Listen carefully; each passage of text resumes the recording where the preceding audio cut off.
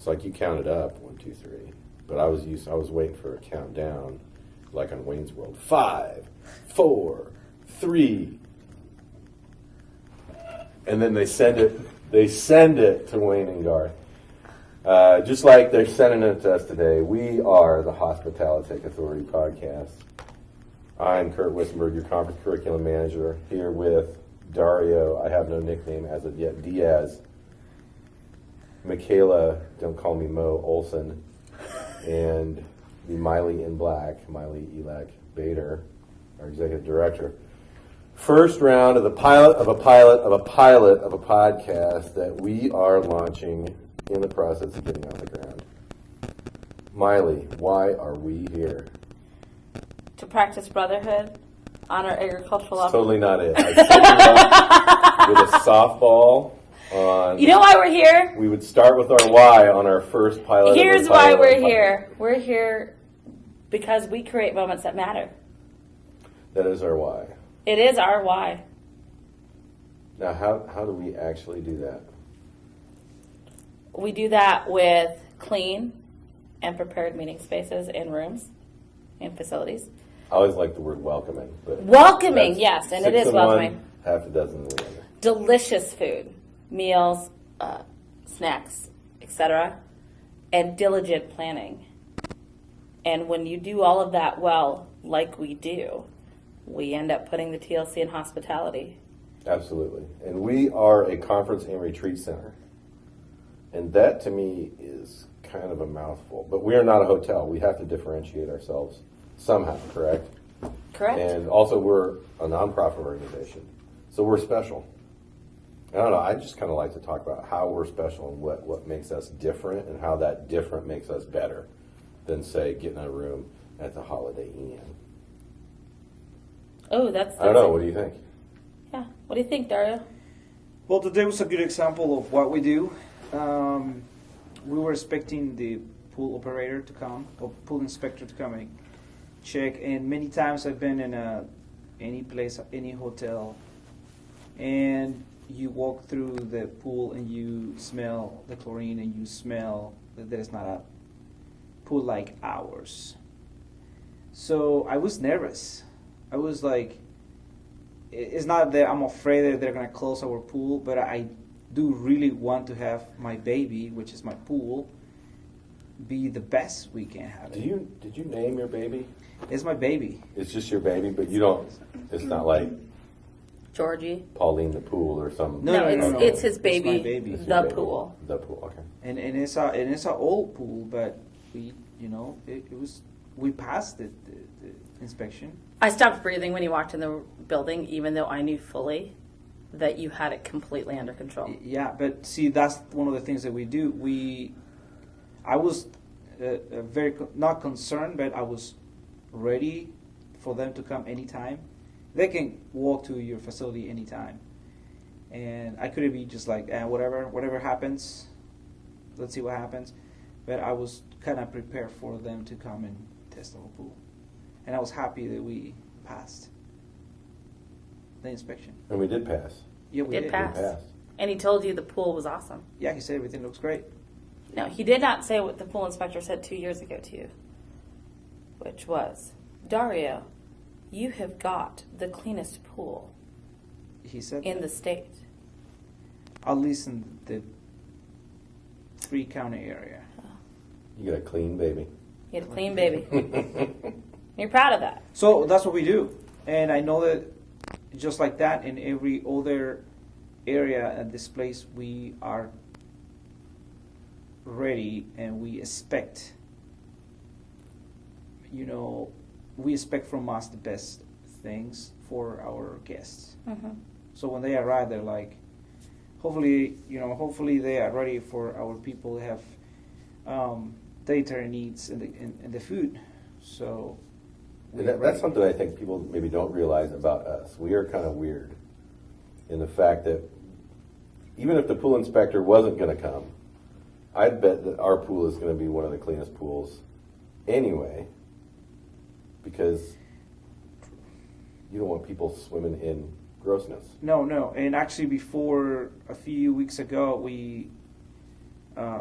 got the new filters and put the new filters in over the weekend. We make sure that I put powder in the pool. powder in the pool, well, DE powder in the pool to make sure that things, were ready for the weekend.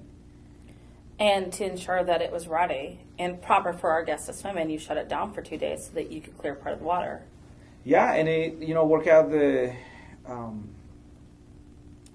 we got new lights too on those 3 days. Which, Oh, they're gorgeous. Our pool right now is like so pleasant. It's so bright you gotta wear shades.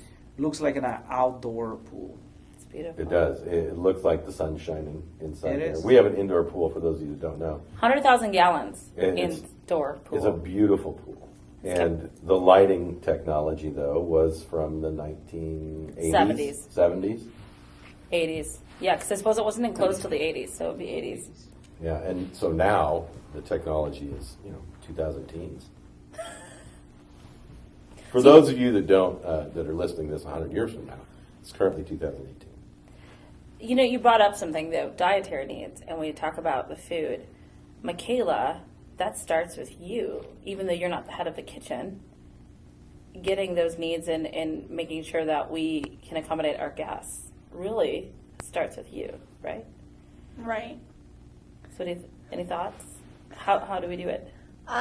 When I get final numbers, I check with groups to make sure that if they have any dietary needs that we can accommodate them. And if I have questions on them, I ask them. But when Maile sends out the contract, she sends out the dietary request forms to pass out to groups. So once I get those back, I hand them off to our kitchen manager, who makes sure our staff is prepped and ready to accommodate those needs. And we accommodate all dietary needs. And if we can't, then we will find a way to do what we can for those individuals to make sure that they have a great experience. So what kind of dietary needs do we see?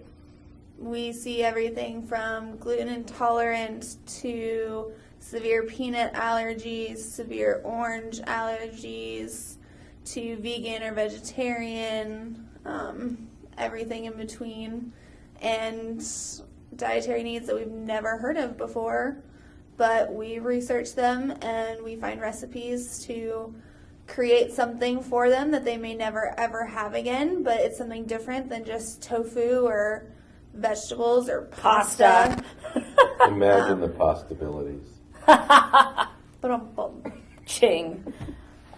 That's a possibility. That's one thing when I got here, and I've only been here for several months, but the one thing that I noticed when I got here was the attention to dietary needs and the concern that everyone has, from our lead cooks down to our high school kids that we have assisting in the kitchen. But it's not Everybody knows. And then this last weekend, we had return guests. We knew their dietary needs before they did. Yeah, that's true. We did. Because we don't want to kill anybody when there's a severe allergy on property. But we keep records of that. But the other thing is it's not just kitchen. You see it in our paperwork that goes out to everyone. It is in the break room. It's on the board when you walk in the kitchen. Everyone gets educated on that because we learned a really unique lesson. We had someone with a gluten allergy, and you think food, right?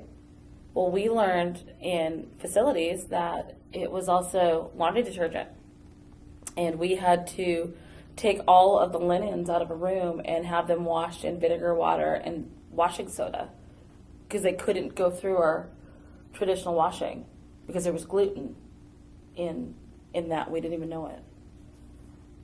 That's fascinating. It is. It really is. See, and those are the little things that I think we do really well. And once again, I'm not going to profess to be an expert here. Like I've said, I've only been here for several months. But that was the biggest impression that I got, was that when I first started, was that we actually do these little things really, really well. And especially for our frequent guests or our return guests, that people who have come here several times know that they can count on the little things being right. Mm-hmm. I mean, we have a setup in the computer called Randy. Set the room up like Randy wants it. you know, and that's really cool to me. You know, we didn't even know what a Randy was until Dario told us, and he knows Randy and what that means. And now we all know what that means, whether it means that we have a glass of milk at lunch. We used to stir Diet Dr. Pepper in the back because Randy liked Diet Dr. Pepper. He has since given up dairy and soda right now for his training season, but we know that. Dario knows how he likes his tables and the specific stool. Specific angle, specific amount, and it feels good when you have a very satisfied and happy.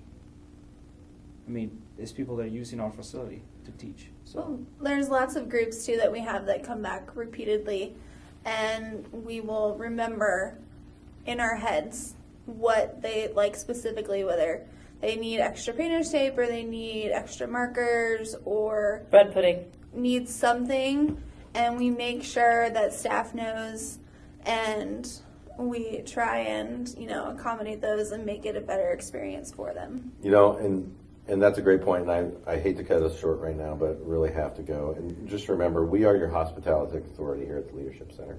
We create moments that matter. Peace. Out. Peace out.